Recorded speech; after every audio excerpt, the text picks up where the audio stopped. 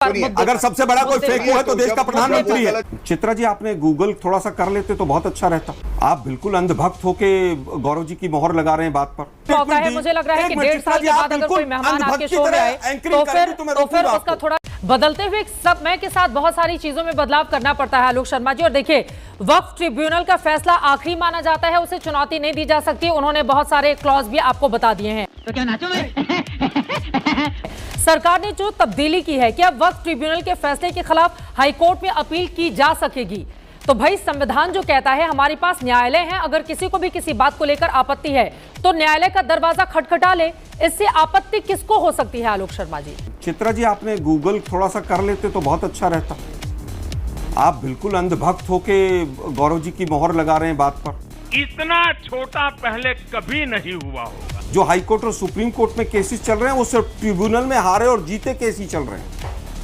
ये तमाम केसेस की लिस्ट है। सैकड़ों केस ट्रिब्यूनल में हार के लोग हाई कोर्ट गए हैं और हर हाई कोर्ट में हिंदुस्तान के सैकड़ों केस चल रहे हैं। पता नहीं अनपढ़ लोग किस तरह से कोई भी स्टेटमेंट देके चले जाते हैं आगे। कराली बेइज्जती। तो हाई कोर्ट में सुप्रीम कोर्ट में केस कौन से जाते हैं? चित्रा जी, आप बताइए मुझे। आलोक शर्मा जी, आप चूंकि मेरे शो में 1.5 सालों के बाद आए हैं तो नहीं, आप बताइए ना। आपने कहा आलोक शर्मा जी, आज ईद का भी मौका है, मुझे लग रहा है कि 1.5 साल के बाद अगर कोई मेहमान आपके शो में आए तो फिर उसका थोड़ा लिहाज रख लेना चाहिए।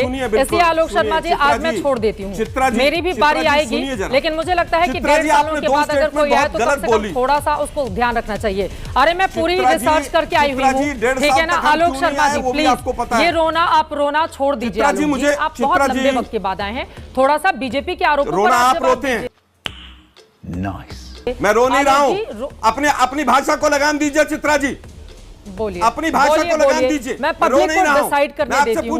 मैं पूरे देश के जो दर्शक देख रहे हैं उनको डिसाइड करने देती हूं। मैं छोड़ देती हूं आलोक शर्मा जी कि भाषा किसके खिलाफ थी और शुरुआत किसने किया था। और मैं शो छोड़ दूंगा अगर आप जवाब नहीं देंगी तो। शो छोड़ने की धमकी अगर आप देंगे बताइए, हाई कोर्ट और सुप्रीम कोर्ट के केसेस कौन से जाते हैं? आलोक जी, अच्छा नहीं लगता है। चलिए, शांत करिए, मैं इनको ज्ञान देता हूँ। हाँ। और सुनिए, दूसरों को अनपढ़ मत बोलिए। सबसे बड़ा अनपढ़ कोई है तो कांग्रेस पार्टी का 53 साल का अपरिपक्व नेता पार्ट टाइम और डकैत गांधी परिवार। क्योंकि आप भाजपा के लिए अब इसको रोकिए, इस बदतमीज आदमी को।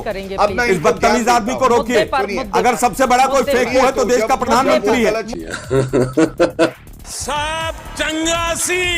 अगर कोई लंबे चौड़ा छोड़ने वाला है तो देश का प्रधानमंत्री है। देश का बेड़ा गर्क करने वाला अगर कोई व्यक्ति है तो देश का प्रधानमंत्री है। यहाँ पर इस तरह की बदसलूकी वाली भाषा कतई नहीं चलेगी। दोस्तों, आलोक शर्मा चित्रा की डिबेट में पिछले 1.5 साल के बाद आए हैं और आते ही चित्रा को अंधभक्त बोल दिया। अंधभक्त सुनते ही चित्रा त्रिपाठी का चेहरा तो देखने लायक था। चित्रा जी की डिबेट तो ऐसी है जैसे कोई मसाला मूवी। हर 5 मिनट में ड्रामा, चीख पुकार और पैनल में लोग एक दूसरे के ऊपर आप चुप रहे चिल्लाते हुए। आलोक शर्मा ने एक सीधा सा सवाल पूछा था, लेकिन चित्रा जी के पास उसका जवाब नहीं था, तो इसलिए चित्रा जी बातों को घुमाती हुई नजर आई। बाकी इन चीज़ों के ऊपर आप लोग क्या सोचते हैं, कमेंट में जरूर शेयर करना।